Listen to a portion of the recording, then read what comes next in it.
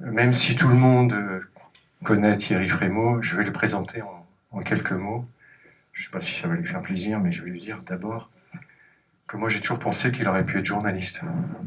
On peut même se demander s'il n'a pas hésité dans sa jeunesse. Étudiant, il a réalisé un mémoire sur le fameux magazine Positif, magazine de cinéma, qu'il a d'ailleurs sauvé l'année dernière. Et il a été, ce que je ne savais pas, un des fondateurs de Radio Canu, deux médias d'origine lyonnaise qui n'ont jamais hésité à parler fort et dur.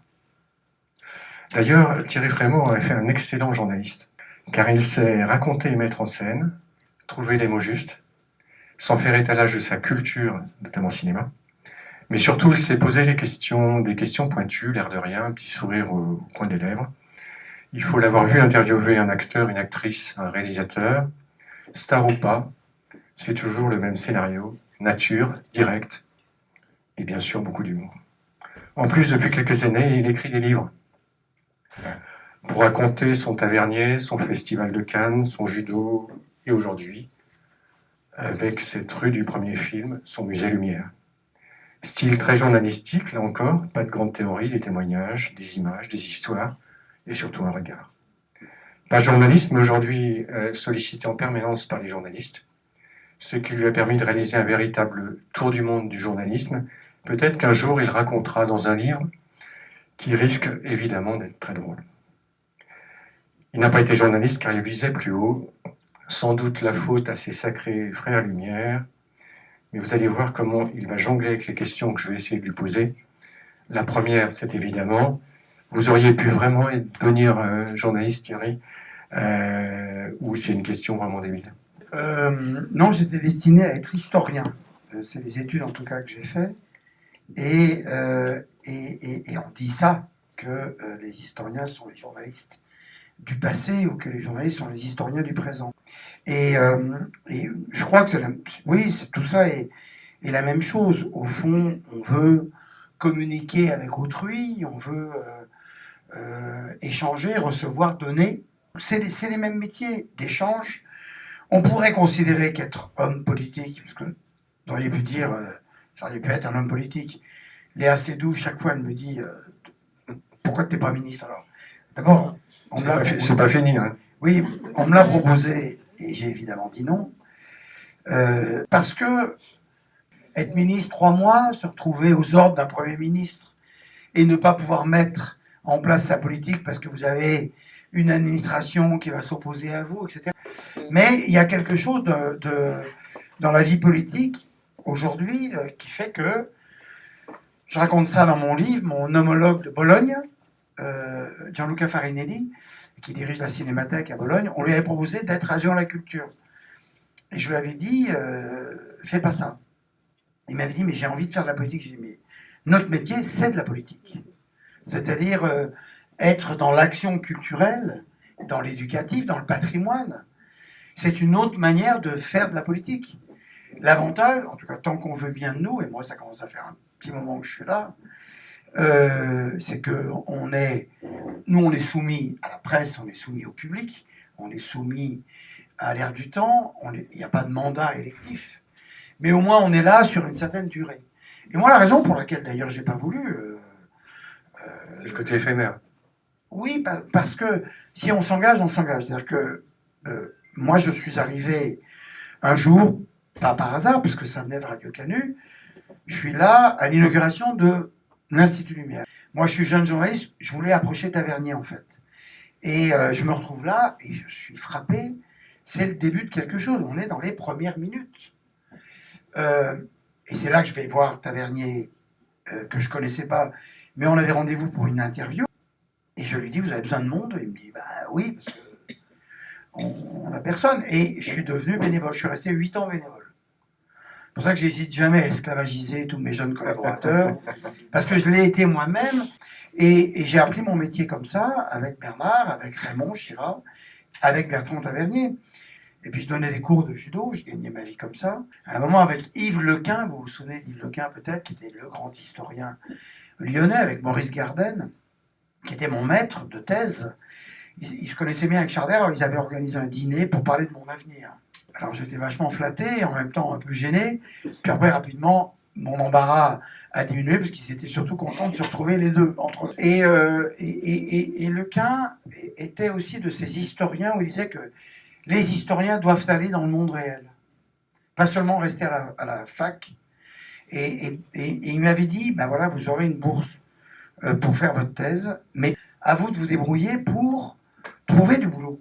Et j'ai trouvé en effet, je faisais une thèse sur une histoire sociale du cinéma, c'est-à-dire pas le cinéma comme art, pas le cinéma comme industrie, le cinéma comme pratique sociale. Et donc, l'Institut Lumière me menait à ça.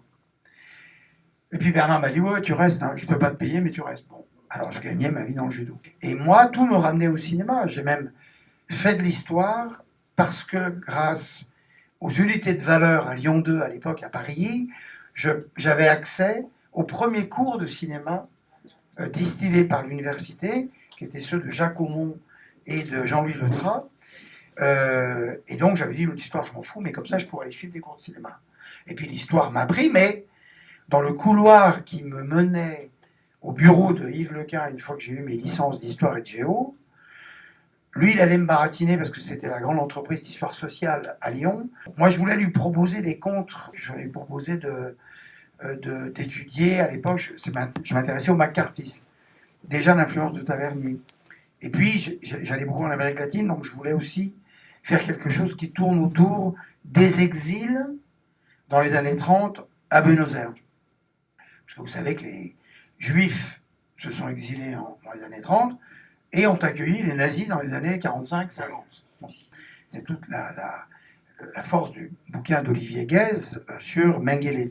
Le livre a eu le prix Renaudot, le livre a eu un succès formidable, mais l'un des enseignements magnifiques de ce livre, c'est aussi que quand Mengele arrive à Buenos Aires en 45, il a 35 ans.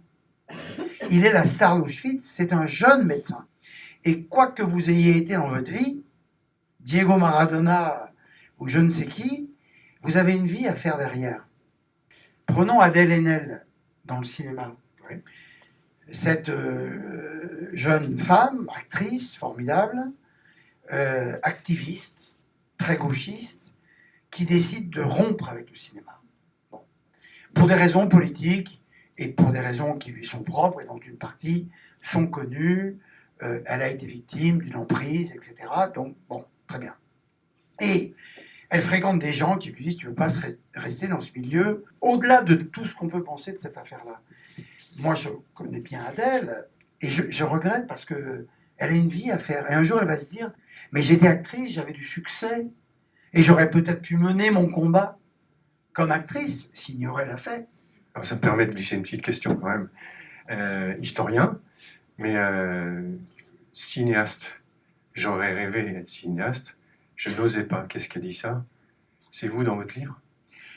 Oui, disons que quand on est cinéphile, on peut faire ses films. Et moi, j'ai commencé très rapidement aux Minguettes avec des films Super 8. Il y a un truc qui déjà m'avait frappé dans le judo. Dans le judo, j'étais un compétiteur de très très bon niveau régional. Je perdais mes moyens à Paris. Pour des questions de confiance en soi, de provincialisme. Et en cinéma, il y a un peu de ça aussi. Comment faire du cinéma quand on vit à Lyon? Parce qu'au fond, on peut résumer tout ça en disant que j'étais, ou en tout cas je me destinais à devenir un intellectuel. Donc intellectuel, journaliste, historien, cinémathécaire, cinéphile, et donc programmateur. Et donc je voulais faire des films, mais rapidement, ce métier-là m'a plu. Puis je me suis mis à montrer les films des autres. Rapidement, je savais que tant pis, trop tard. Pas de regret? Non, pas de regret, parce que d'abord, il ne faut pas en avoir. Et puis, la manière dont je me dévoue aux Lumières, là vous avez ce livre, mais sortira l'année prochaine, qui est l'année des 130 ans de la naissance du cinématographe Lumière, le deuxième documentaire Lumière. On en avait fait un qui avait eu beaucoup de succès. Il n'était pas écrit que c'était un film de Thierry Frémaux, mais un film commenté, je ne sais plus quoi, par Thierry Frémaux. Oui. C'est-à-dire, je me cachais derrière les films Lumière. Le film avait beaucoup de succès, très très bien noté sur IMDb. IMDb, c'est la Bible internationale de tous les films, où les films sont notés. Donc, très bonne note. Là, il y a le deuxième film, Et là, on a marqué un film de Thierry Frémaux. Et, je vous le dis d'avance, le film est super. Vous auriez été quel genre de cinéaste? J'aurais été Renoir et Piala. J'aurais été un cinéaste réaliste. J'aurais pas été Luc Besson et Jean-Pierre Jeunet. Vous parlez souvent quand vous parlez de Louis Lumière, de sa simplicité, en disant que ça a marqué l'histoire du cinéma aussi. Oui, c'est-à-dire que, vous savez, c'est la fameuse parole de Picasso, j'ai mis toute ma vie pour réussir à peindre comme un enfant. Autre truc qui m'a beaucoup influencé, qui lui est attribué, après on ne sait jamais, avec Albert Dupontel, on a un jeu, on invente des citations. Lui, il attribue toutes ses citations à Fellini. Le nombre de citations que j'ai mis dans la bouche de Godard, de Tavernier, et Picasso donc aurait dit, quand j'ai pas de bleu, je mets du rouge. Oui, la simplicité de Lumière. Lumière, je dis ça dans le nouveau film. Godard a dit, pour de vrai, il faut aller voir les analphabètes pour renouveler la grammaire. Et donc, Lumière, il n'y avait pas de grammaire. Donc il a inventé sa grammaire. Il a inventé la grammaire qui était la sienne. Il a inventé un langage qui était son langage. Et c'était tout simple. Les caméras avaient un chargeur de 50 secondes. Elles ne pouvaient pas bouger. Qu'est-ce qu'il a mis devant cette caméra? Donc je le dis un peu dans le livre, je le dis beaucoup dans le film. Et cette simplicité-là, cet enregistrement du réel, qui le distingue de Méliès, hein. C'est pas Lumière documentaire, Méliès fiction, parce que La Rose arrosée est un film de fiction. C'est Méliès, c'est Fellini, et Lumière, c'est Rossellini. Vous avez l'air de dire que Louis Lumière est d'abord le premier cinéaste. Vous avez très bien compris. C'est-à-dire qu'en fait, Lumière a toujours été critiqué. C'est pour ça que je dis, Lumière n'aurait pas été inventeur. Il y a des films. Lumière, il ne fait pas le même cinéma que Max Linder, que Gaumont, que Pathé et que Méliès. Ce qu'il fait lui appartient en propre. Lui, d'abord, c'est un très bon. C'est le premier des cinématographeurs et c'est un bon. Et il apprend à ses opérateurs. Et ils sont très bons. Et c'est là où vous dites que l'origine du cinéma, c'est ce fameux 19 mars 1895, sortie d'usine.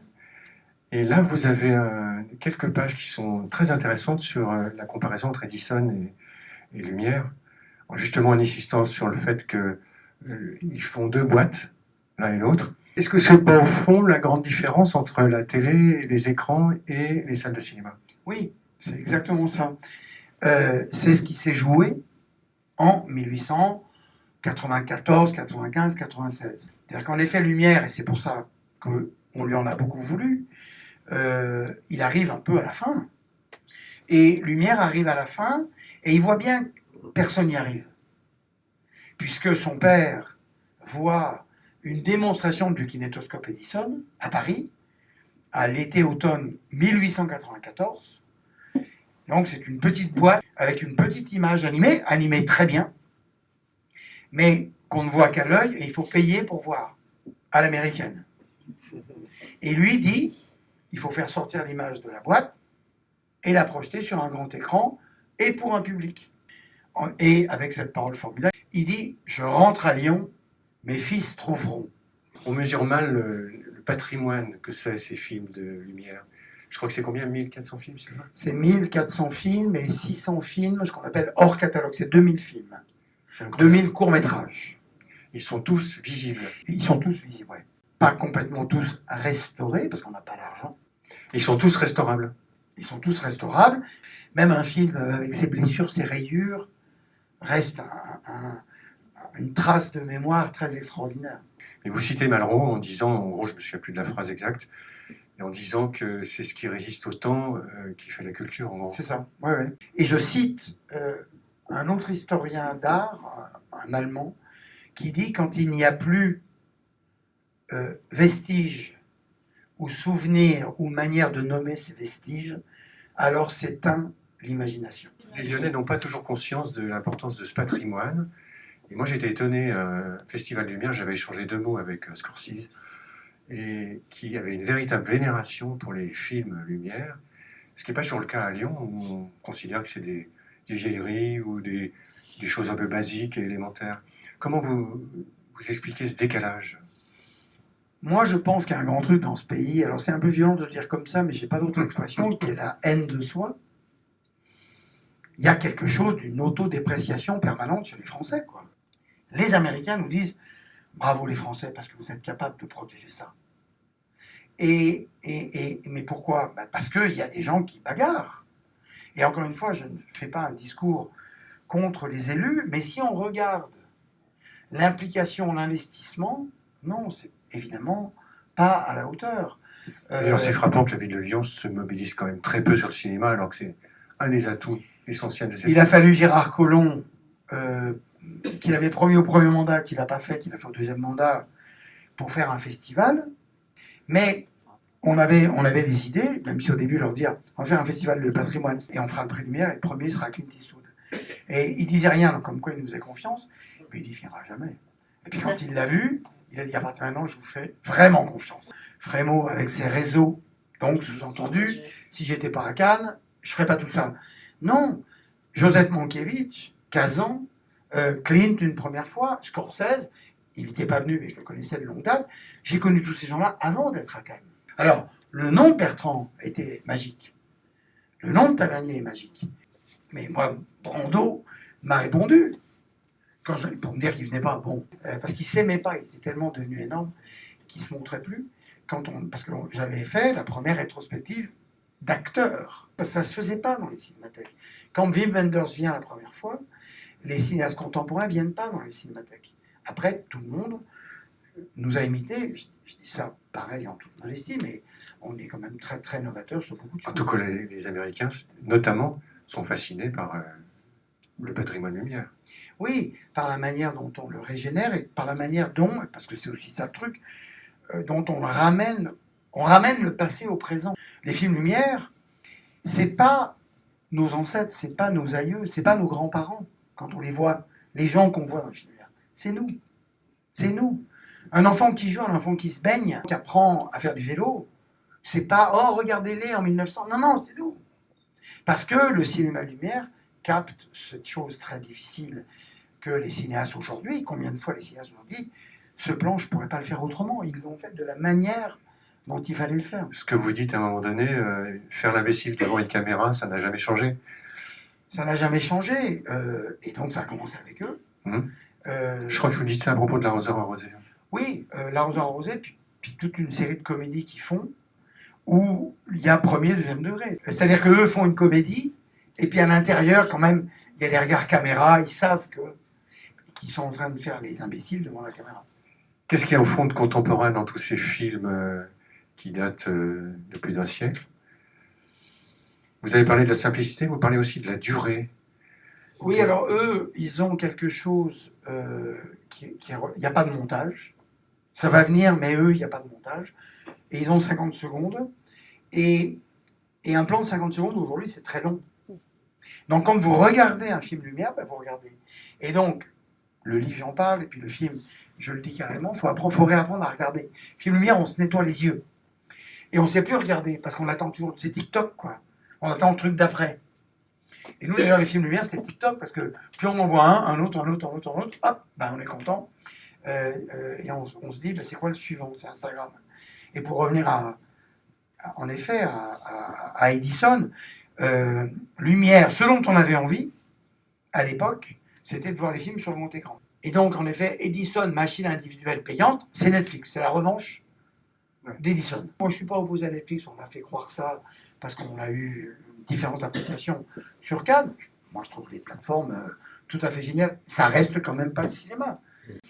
Je peux faire une petite parenthèse, parler de cinéma et de politique. Je sais que c'est pas un sujet qui vous passionne, mais on a l'impression... Si, ça me passionne. Je voulais pas qu'on ne parle que de ça, parce que je veux bien parler de cinéma, de politique à travers le cinéma, mais on se met vite à parler de politique. Et moi, ce que je suis, et ça c'est un grand truc, c'est pour ça que je ne signe jamais de pétition, ce que je suis, c'est mes fonctions. Donc je représente l'Institut Lumière, je représente le Festival de Cannes.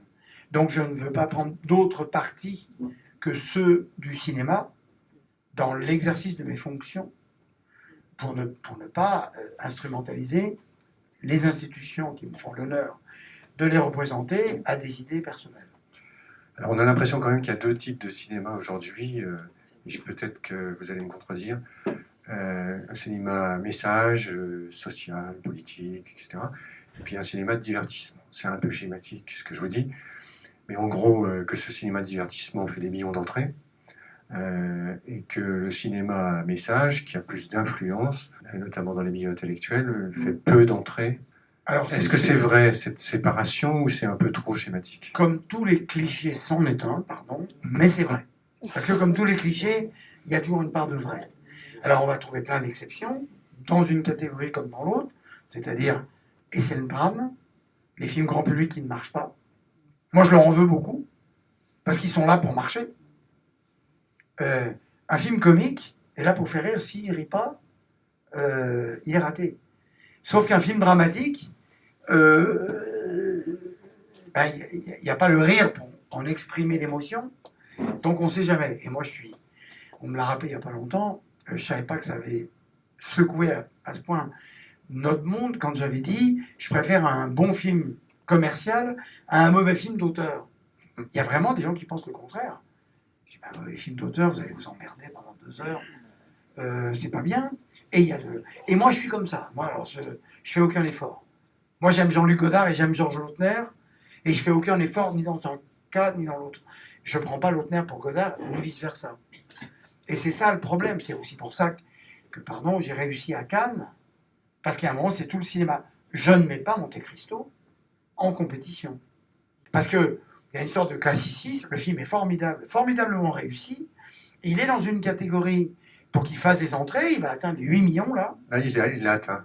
Oui, cette semaine, il les atteint, voilà. Et donc, est-ce qu'un petit truc en plus est un film d'auteur? Oui, c'est un film d'auteur. Est-ce que c'est un film grand public? Aussi. Et il fait 10 millions. Mais s'il avait fait 100 000 entrées, on aurait dit, bah ouais, c'est Artus qui a voulu faire son... Artus avait... Alors, le film est facile sur le plan de la mise en scène, et il y a un message aussi. D'une certaine façon, un film politique. Il y a des exceptions. Il y a un bon scénario quand même au départ. Voilà. Ouais, il y a un bon scénario, il n'y a pas une mise en scène très, très, très extraordinaire, donc ça le classe plutôt dans la catégorie des films grand public facile, disons. Est-ce il résistera le temps, ce film? Oui, parce que le film a sa force, qui n'est pas une force de cinéma, encore une fois. Mais bon. Et puis, il y a les grands films, les grands auteurs, ça marche. Chaplin, c'était populaire.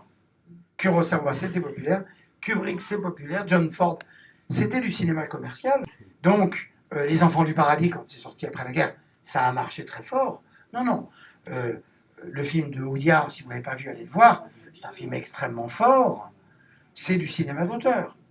Donc, il faut un peu de tout, et les choses marchent. Là, vous allez voir, La Palme d'Or de Cannes, c'est un très très bon film. Très très bon film.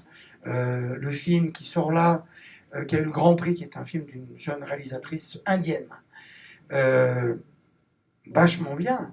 Très très... Donc voilà, vous verrez...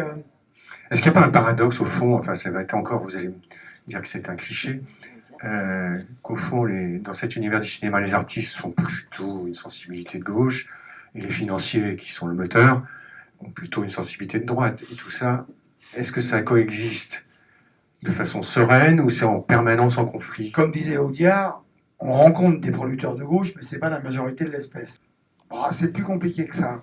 On revient à la politique, parce que on revient à la question des extrêmes. Je crois, moi, là, au clivage gauche-droite, mais j'y crois comme étant le moteur de ce qui construit une société. Et c'est bon de ne pas être d'accord. En cinéma, moi, j'adore ne pas être d'accord avec mon interlocuteur. C'est bon de se convaincre mutuellement. C'est bon. Qu'est-ce que c'est bien de changer d'avis? Et moi, je fais ça en cinéma à Cannes. Moi, je leur balance des trucs dans la figure. Je les préviens, je dis ça c'est rude. Je dis aux journalistes, c'est un film à structure narrative lente. Ouais, mais c'est beau. Ouais, mais c'est chiant. Donc qu'est-ce qui gagne? Bon, ben on montre. Quand c'est novateur. Or, après 130 ans de cinéma, être novateur, c'est moins facile. Bon. Et moi, je déteste les imitateurs de ce qui fut novateur. Parce qu'alors eux, c'est des gros ringards académiques. Il y a un académisme dans la modernité. Alors qu'il y a des gens qui revisitent le classicisme de belle manière. Et sur des films qui se regardent bien, Intouchable est un film tout à fait réussi. réussi de A jusqu'à Z. Donc nul ne pouvait prédire les 20 millions d'entrées. Et à l'inverse, il y a des films d'auteur qui peuvent être ratés, et puis il y a des films d'auteur qui sont tout à fait réussis. À Cannes, quand je mets Monte Cristo en compétition, c'est pas pour Libé. Mais il se trouve que Libé aime bien. Oui, c'est d'ailleurs étrange. D'abord, les goûts de Libé sont très étranges. L'amour ouf de Gilles Lelouch, commercial, avec plein d'acteurs, mais il y a une patte d'auteur. On aimera, on n'aimera pas, mais il y a quelque chose d'un engagement, d'une folie de mise en scène. Il a eu beaucoup d'argent pour faire ça, il a fait le film qu'il voulait. Voilà, on vous le montre. Et à l'Institut Lumière, on fait ça. C'est-à-dire qu'à l'Institut Lumière, nos spectateurs savent quand on fait des trucs un peu radicaux, des trucs plus grand public, mais ils savent aussi qu'ils peuvent s'aventurer. Est-ce que le cinéma a de l'influence sur la société ou c'est la société qui fait le cinéma? En gros, pour reprendre, on est un philodécrypte, la phrase de Gramsci, est-ce que c'est la culture qui prépare les échéances politiques ou c'est l'inverse? La place de la culture et du soft power est en effet fondamentale. Les hommes politiques ont juste retenu que c'était bien que Johnny vienne chanter. Je résume. Or, Johnny chantait pour Mitterrand, pour Sarkozy, pour Chirac, etc. Bon, ils s'en foutaient complètement. Comme Delon, moi j'étais très très lié à Delon. Quand on lui a remis la Palme d'Honneur à Cannes, ça a été très violent. Parce que deux féministes américaines, bon, après il a dit beaucoup de bêtises dans sa vie, Delon, dont celle-là formidable. Quand Catherine Sellac lui dit « Alain Delon, est-ce que vous êtes macho ?» Et lui répond « Écoutez, si être machiste, c'est gifler une femme ici et là, oui, je crois que... » Donc, elles ont retenu que ça. Il était copain avec Le Pen. Chabrol aussi était copain avec Le Pen. On dit pas ça de Chabrol. Delon n'a jamais appelé à voter Front National. C'est moi qui ai fait le discours aux remises. Parce que j'étais tout seul, il n'y avait personne pour le faire. Tout le monde s'est dégonflé. Et lui, il comprenait rien, parce que les réseaux sociaux, ça lui échappait. Donc il me disait, il n'y a pas de presse. Je lui dis, mais si, il y en a partout. Et à un moment, j'ai dit, on lui remet pas le prix Nobel de la paix. On lui remet une Palme d'Or d'honneur. On n'a jamais dit que c'était un mec parfait. Et d'ailleurs, moi, je suis pas parfait. Vous n'êtes pas parfait, personne n'est parfait. L'abbé Pierre n'est pas parfait. Lambert Wilson a été formidable hier soir. Babette lui dit, vous l'avez connu? Mais c'est pas que je l'ai connu, c'est qu'on était très proches quand il a fait Hiver 54. Moi, j'ai montré le biopic sur l'abbé Pierre avec Benjamin Laverne, qui est sorti il y a un an. Pourquoi je l'ai montré? On m'a dit, pourquoi tu as montré ça? Hors compétition, film commercial classique, très joli, très bien. J'ai dit, parce que il faut favoriser le message de l'abbé Pierre. Le message de l'abbé Pierre, il est intact. Il n'y a pas d'homme parfait. Delon n'était pas parfait. Et on n'a pas dit qu'il l'était, on voulait lui remettre un prix. Je ne partageais pas beaucoup d'idées avec Delon, d'idées politiques, mais il ne m'a jamais demandé de penser comme lui. Là, on a affaire aussi à des gens maintenant où tout le monde doit penser pareil. Ce côté conformiste, ça vous énerve pas dans cet univers du cinéma? Parlons de l'univers du cinéma. Par exemple, sur les histoires MeToo, on dit « Ah, MeToo dans le cinéma ». Ah bon, que dans le cinéma? Non. Nous, alors les mecs, parfois, M. Frémaux, que pensez-vous de l'omerta dans le cinéma? Si vous êtes en train de me poser la question, c'est qu'il n'y a pas d'omerta. Puisqu'il y a, en effet, affaire sur affaire tous les jours. Donc nous, on le fait chez les journalistes. Il n'y a pas de main aux fesses, il n'y a pas de propos... Jamais. Jamais. Bon. Etc. Moi, je pense que... Oui, mais alors comment vous expliquez? Parce que alors, maintenant, chaque festival, il y a une histoire. Si je ne sais pas, 10 ou 15, c'est en permanence. Est-ce que c'est une libération de la parole? Est-ce que c'est une mode? Ou est-ce que c'est un milieu dangereux où tous les hommes sont des obsédés sexuels? Non, non, non. Mais il est vrai, dans certains cas particuliers, que des gens profitaient de leur statut, et ce statut-là était construit par un autre milieu, dont celui des médias. C'est-à-dire que le cinéaste démiurge qui se permet tout, le ou la, puisqu'il y a actuellement une cinéaste qui est elle-même l'objet d'accusation, et c'est toute la même famille de pensées, de gens qui ont été extrêmement puissants dans les années 80-90 et qui avaient la presse avec eux. Donc on n'est pas dans le portrait du producteur qui profite de ça pour mettre la main aux fesses des jeunes starlets. On était dans un certain système. Je vais vous faire une confidence. On s'est parlé de ça récemment avec Vincent Lindon. qui est un bon copain avec qui je parle beaucoup. Et on se disait, alors je ne sais même pas si j'ai le droit de le dire, mais qu'est-ce qu'il y a comme jolie fille dans la rue? Eh bien, aujourd'hui, moi en tout cas, je me dis pour de vrai que toutes ces jolies filles sont des proies. Car c'est évident.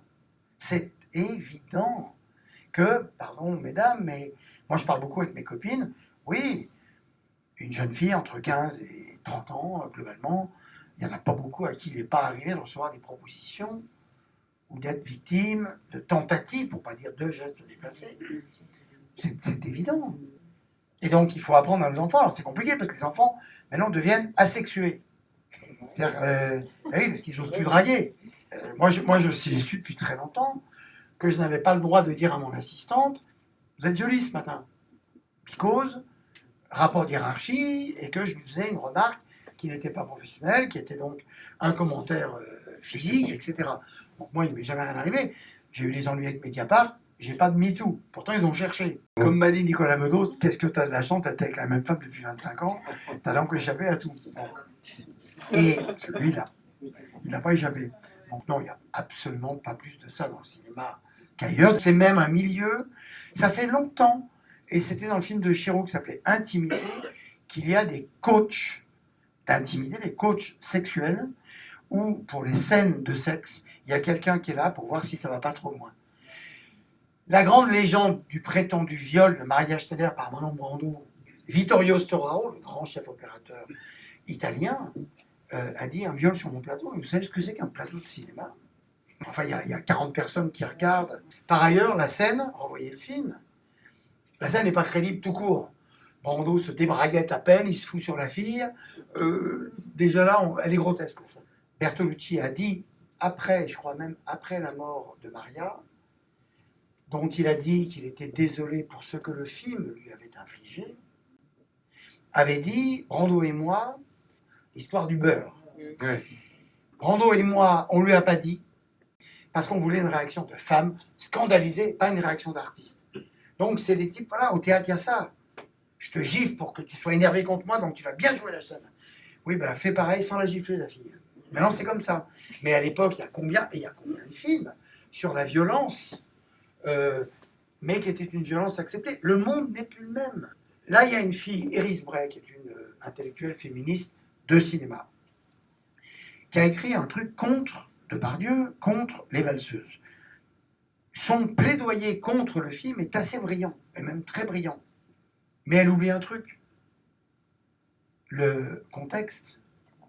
Les Valseuses, à l'époque, c'est fait pour faire péter les coutures de la société pompidolienne, post-68 Ardes, où Depardieu c'est un voyou, l'autre c'est un voyou, et ils aiment parler de sexe, parce que parler de sexe, c'était comme ça. Donc si on ne dit pas dans quel contexte ça se faisait, et en plus, c'est Miu Miu qui triomphe de ces deux gros cons qui sont convaincus qu'ils vont la faire jouir, alors qu'ils n'y arrivent pas. Mais il y a ce film génial qui s'appelle Mes meilleurs copains de Jean-Marie Poiret, avec Clavier, Bacri, etc., qui est un truc sur les années 60, 68, mais vu d'aujourd'hui, enfin en tout cas de 83, l'époque du film, moi plein de copines m'ont dit, mais nous on n'a pas dépassé un quart d'heure, c'est un film masculiniste. Je dis, ben oui, c'est un film sur des copains qui se retrouvent. Donc, on en est encore à ce moment-là où, quand on voit les gens des années 30, on se dit, bah, comment c'était dans les années 30. On ne se dit pas comment c'était dans les années 80. On croit qu'on est toujours là, mais c'était il y a 30 ans. Il y a plus d'écart entre aujourd'hui et les années 80 qu'il y en a entre À bout de souffle 1960 et l'avènement du cinéma muet 1930. Donc, il y a beaucoup de bêtises, et la presse, une certaine presse. Moi, j'ai énervé tout le monde à Cannes. Parce que j'ai dit, on va faire un festival. Sans journaliste? Non. Non, moi, je suis comme Sautet. Les journalistes, je ne vois pas pourquoi on ne pourrait pas parler avec eux normalement, ce que nous faisons. Et Sautet disait, c'est des cons, mais je préfère encore qu'ils soient là.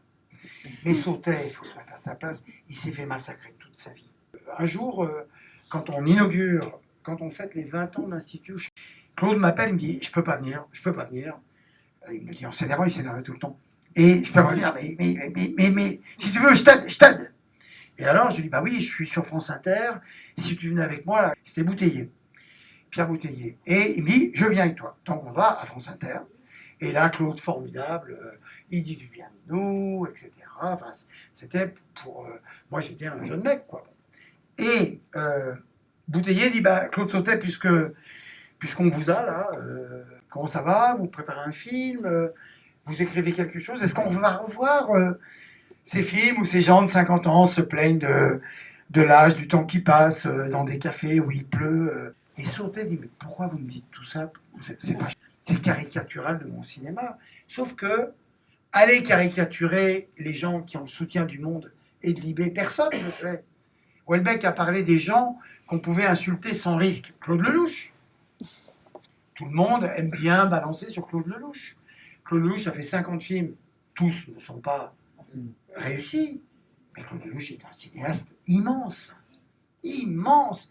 Mais on se moque de... Il n'a pas d'armée. Il n'a pas de journaliste à son service. Allez voir. Et vous aimerez peut-être les films. Le film de Patricia Mazui et le film de Sophie Filière, Feu et paix à son âme, une fille que j'aimais beaucoup, et j'aime beaucoup son film, Ma vie, ma gueule avec Jaoui, et l'autre qui s'appelle, je ne sais plus quoi, avec Huppert et Afia Herzi. Ces deux cinéastes-là, elles ont toute la presse ce matin. Pourquoi pas? Mais elles ont systématiquement pour tous leurs films eu toute la presse. Parce que elles ont, l'expression de Jean-Pierre Mayel qu'il a inventée, elles ont la carte. Le conformisme vient plutôt de la presse que du cinéma. Les hommes politiques, ils font tout ce qu'ils veulent, mais ils ont la presse et le sanction des électeurs.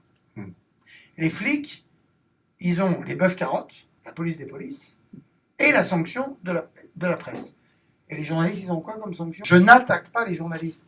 Je dis qu'à partir du moment où on applique une grille de lecture de la société sur les autres, quand on est journaliste, il faut se l'appliquer à tout le monde. À part par Mediapart, mais moi je suis très bien traité. Hein. Alors justement, on a parlé de harcèlement. On a l'impression quand même que Mediapart vous a dans le nez. Et notamment la principale accusation de Mediapart, vous porteriez comme un dictateur avec vos équipes, aussi bien à Cannes qu'à Lumière.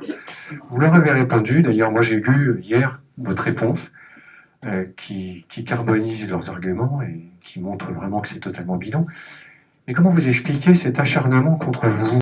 Quand je parlais d'engagement culturel public, venez voir mon bureau à l'Institut Lumière, c'est un vieux truc Ikea qui a 30 ans. J'ai jamais demandé une seule augmentation de salaire. Donc les salaires que j'ai m'ont été attribués, parce qu'ils m'attaquent un moment sur mes salaires. C'est un classique. Parce que les Américains ont dit, tu gagnes que ça? Est-ce qu'au fond, ça pose pas une question que quand on mène une entreprise, une équipe, que ce soit une association ou une entreprise, est-ce qu'il n'y a pas un minimum d'autorité à exercer, y compris dans la sphère culturelle? Or ça, aujourd'hui, ce type d'autorité n'est pas toujours accepté. Oui, alors on revient à ce qu'on disait sur le théâtre, sur le comportement de cet homme metteur en scène, etc. Bon. Mais moi, je ne suis pas comme ça. Pourquoi je suis attaqué par Mediapart? Parce que j'ai une tête qui dépasse, donc le type en question, qui s'appelle Antoine Pecker, qui est un grenoblois, attaque tous les gens de la culture. J'ai plein de collègues qui m'ont dit « Ah, c'est ton tour ». Il y a deux choses. Il y a il y a quelqu'un dans un milieu parisien, dont je ne veux pas citer le nom, qui se voue à ma perte depuis plusieurs années, par jalousie, par mon succès cannois, etc., et qui alimente les journalistes en permanence sur des mensonges. Maintenant, ça commence un peu à se savoir, surtout qu'à 2-3 fois, il s'est trahi. Et la deuxième chose concrète, c'est parce que j'ai pris le film de Maïwenn à Cannes, en ouverture, 3 mois plus tôt, parce que moi, vous voyez quelqu'un, ça va, j'ai bonne mine, parce que je viens de passer un été où je n'avais pas Mediapart au cul. Parce que je les ai eus pendant 1 an. Lisez le livre de Caroline Fourest. Elle dit, les journalistes ne doivent pas traiter une affaire s'il n'y a pas une plainte. Devant la justice. C'est que des témoignages anonymes. Et le seul témoignage qui ne l'est pas, la fille qui témoigne, je ne sais même pas qui c'est. Mais, on m'a expliqué où elle a travaillé à Cannes. Et par exemple, c'est la fille qui me donne le micro quand j'entre sur scène. J'ai pas de plainte, j'ai rien. À la salle Buñuel, là où il y a le cinéma classique. 3 fois par jour, je vais présenter des films là-bas. J'arrive, la fille me donne son micro. Si elle dit, Frémaux, il est passé devant moi 3 fois par jour pendant des années, il m'a jamais dit bonjour, elle a raison. Elle a raison. Puisque on est déjà quasiment sur scène. Bonjour, salut, ça va, t'as passé une bonne journée Dans le micro en plus. Dans le micro. Bon.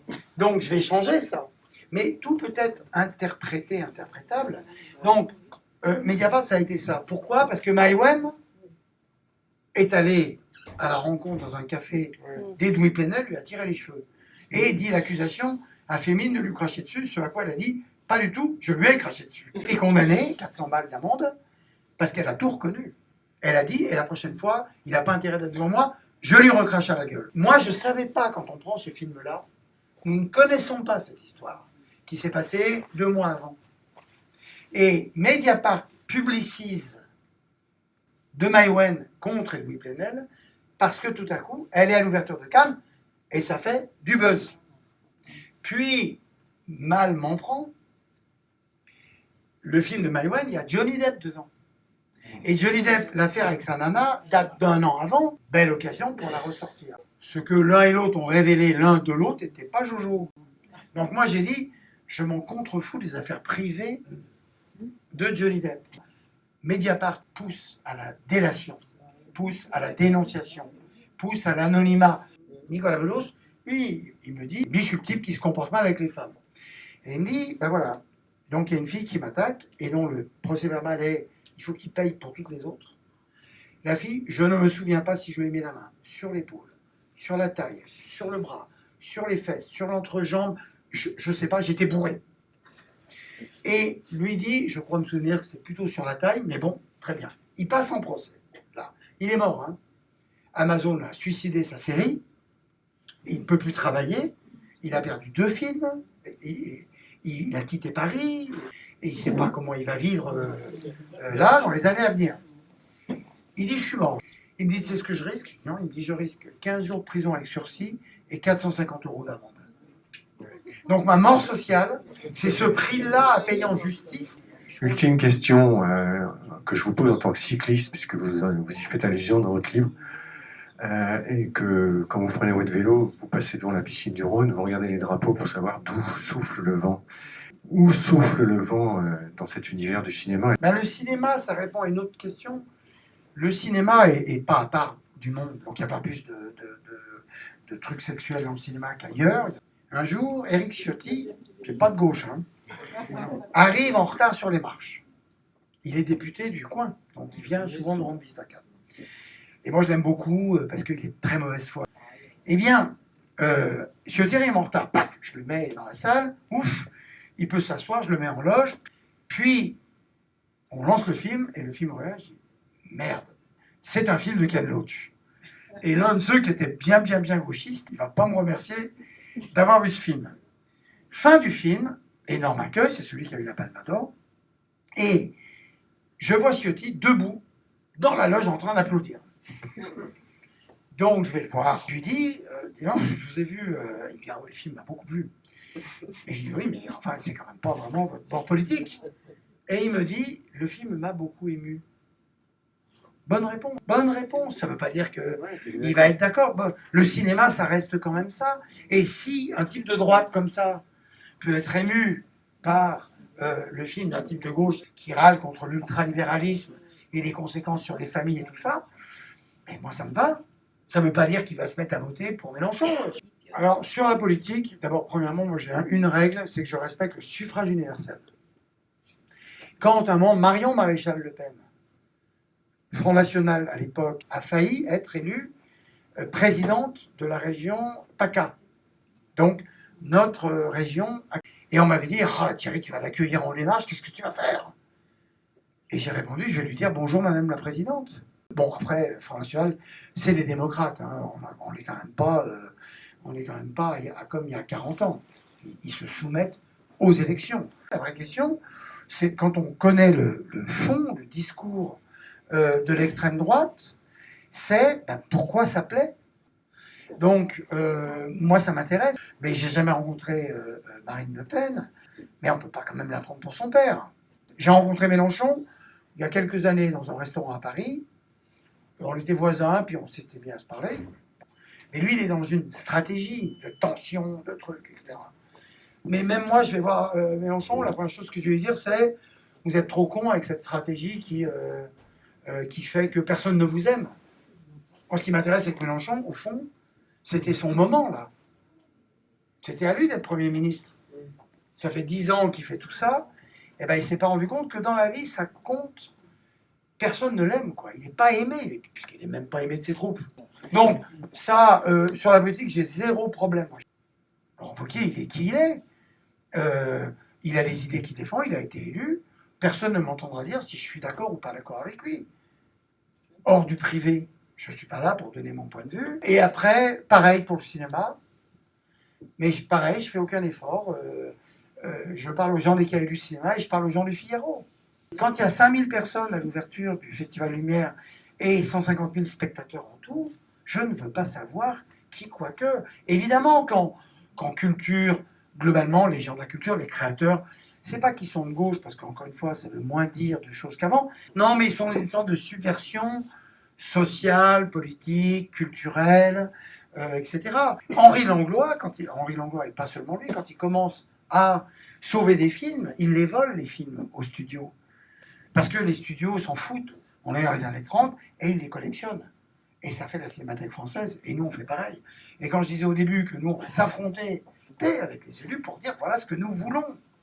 Vous avez intérêt à nous écouter parce que nous avons raison. Nous devons faire de la rue du premier film un sanctuaire extraordinaire. La vraie question n'est pas celle des idées des gens. Enfin, c'est quoi ce truc qu'on devrait tous avoir les mêmes idées? C'est de savoir de quelle manière chacun est fidèle à ses idées, voire quand il en change, comment il l'explique. Tout ça, ça fait la société. Mais moi, il y a des copains critiques ou cinéphiles, je ne parle pas de la sélection, puisqu'ils ne savent dire que j'aime pas. Ou pire, et on revient à ce que je disais tout à l'heure, je sais déjà ce qu'ils pensent. Je ne lis quasiment plus les pages critiques du Monde. On sait déjà ce qu'ils pensent. Non, il peut y avoir des surprises.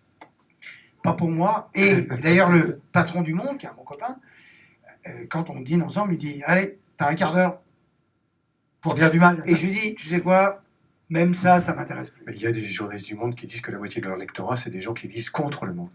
Oui, et puis il y a la moitié du journaliste du Monde qui est contre l'autre moitié. Comme à gauche, oui. Alors, où va-t-on ? Oui, comme à gauche. Où va-t-on ? Alors d'abord, je pense que Kamala Harris, évidemment que je fais partie de ces gens, comme Robert De Niro, je vais citer un mec de cinéma, qui sont pour que Kamala Harris soit candidate, enfin soit élue. Mais il n'y a pas que ça. Kamala, on voit bien que d'abord elle commence à reculer sur l'extrême gauche. Alors, la gauche, c'est ça qui est formidable. En cinéma, c'est pareil. Vous allez toujours chercher votre légitimité sur la radicalité. C'est-à-dire, je suis cinéphile, j'aime Godard et Jean-Marie Straub. Comme ça, je suis tranquille. Ouais. Les extrêmes ne pourront pas me prendre pour un bourgeois. Et en politique, c'est pareil. Je suis de gauche, donc je suis Mélenchon. Non, on peut être de gauche sans être Mélenchon. La critique a perdu le public. Les journaux, Libé, ne se vendent plus du tout. Tout le monde le sait. Les pages cinéma du Monde, elles sont délégitimées. Il reste un Jacques Mandelbaum. D'abord parce qu'il est brillant, il écrit bien, et il arrive à prendre du recul.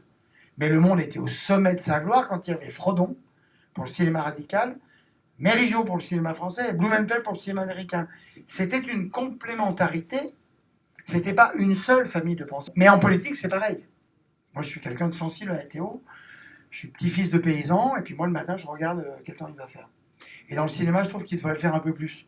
Mais parce que le cinéma français est un cinéma parisien. Ils en ont rien à foutre de la météo. Mais le paysan du Gers, il s'en fout pas, lui. Pareil, le cinéma français est un cinéma parisien parce que ce pays, c'est Paris.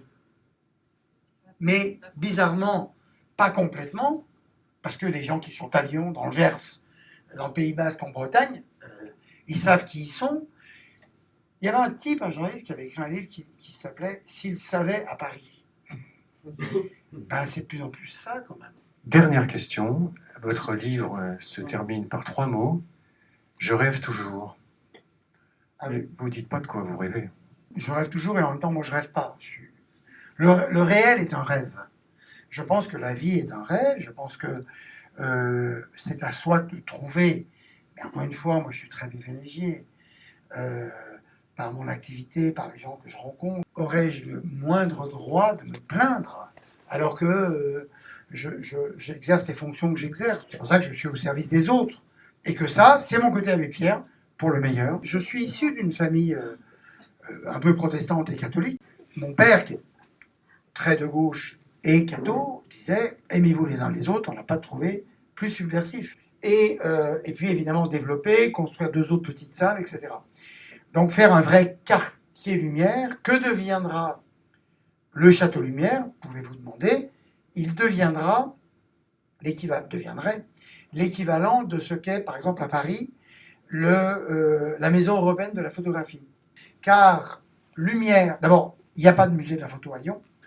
Ça deviendrait une maison de la photo, car Lumière, c'est une double origine.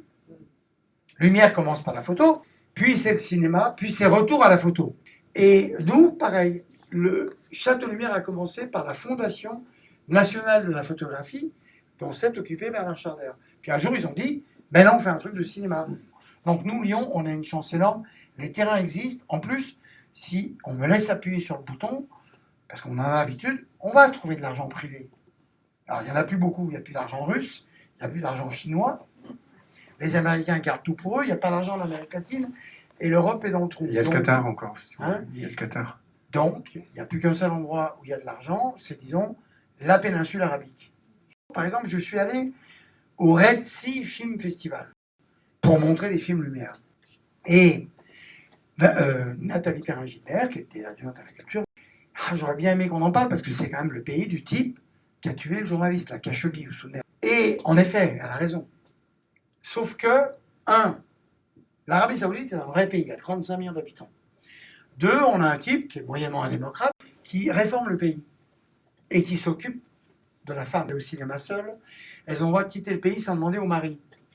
Et là, j'ai toujours une féministe pour me dire « Ah d'accord, tu te félicites de ça ?» Oui, bien sûr, je me félicite de ça. Là-bas, vous voulez qu'on parle de Kaboul? Puisque les féministes, Kaboul, ça n'existe pas. Moi, je suis très lié à Éric Chesson, qui est un chirurgien, qui est le fils de Claude Chesson, et qui est le patron de l'hôpital de Kaboul, l'hôpital mère-enfant. C'était Mireille d'Arc, sa marraine, elle n'est plus là. Et donc, ils cherchent des parrains, et les gens de cinéma veulent plus s'engager. Pourquoi? Parce qu'ils se font massacrer. Tu fais ça pour ta publicité. Donc, il me dit, tu peux pas me trouver des parrains, des marraines? J'ai dit, mais ça devient dur, ils veulent plus rien faire. Vous avez bien vu comment Jean Dujardin s'est fait massacrer pour la cérémonie d'ouverture de la Coupe du Monde de rugby. On peut plus rien faire. Alors, que les gens écrivent sous leur nom, ils écriront moins de bêtises, probablement. Et deuxièmement, ils assumeront. Moi, par exemple, je pense qu'il y a 3 grands fléaux. La corruption. Déjà, on aurait moins de milliards de dettes partout. La drogue. Les gens qui se droguent quand il y a un enfant qui est tué à Marseille, c'est de leur faute. Point. Voilà. Point final. Les Américains, c'est eux qui devraient payer pour le Mexique. C'est eux qui ont détruit le Mexique. Et la Colombie et l'Amérique latine. C'est eux les consommateurs. Donc, la drogue. Et le troisième truc, je ne dis pas ça que pour faire rire, mais c'est les tags. Il y a les tags partout, mais moi je suis à l'étranger. Vous allez en Égypte, là, près de la pyramide, il y a les tags. Chaque fois qu'on dit « j'aime pas les tags », il y a toujours quelqu'un pour dire « non, mais l'art graphique ». Mais il y a des trucs de street art très beaux. Mais je parle pas de ça. Quand vous arrivez de Bretagne, à Montparnasse, mais vous avez 5 km dans l'entrée de Paris, c'est que les tags à gauche à droite, et c'est affreux. Donc le vrai truc, à l'heure où les réseaux sociaux sont partout, c'est que les gens ne se parlent plus. Et on revient à l'histoire. Régis Debray qui sera là, à l'ouverture du Festival Lumière, c'est Vanessa Paradis, je suis content, mais Régis Debray, je suis très content, parce qu'il vient accompagner Costa Gavras, parce qu'ils sont compagnons de route. Le nouveau film de Costa Gavras, dont on fera l'avant-première, est tiré d'un petit essai que Régis a fait sur la vieillesse, et sur un homme qui s'occupait des soins palliatifs pour les vieux, qui est joué par Cadmerade dans le film. Et Régis Debray, voilà, il a écrit un livre qui s'appelle « Loués soient nos seigneurs », où il rendait grâce à ceux qui lui ont permis d'être ce qu'il était. Aujourd'hui, ça se fait plus parce que d'abord les gens disent « oui, mais j'existe que par moi-même ». Ah bon? On est le produit de ceux qu'on a fréquentés. Après, la générosité, la dignité même, et l'intelligence, c'est aussi de leur reconnaître ça. Mais heureusement qu'on rêve, qu'on part vers une utopie formidable. Le tout, c'est que ça se termine pas en cauchemar, quoi. Voilà. Mais même le cauchemar, on finit par en avoir des bons souvenirs. Voilà.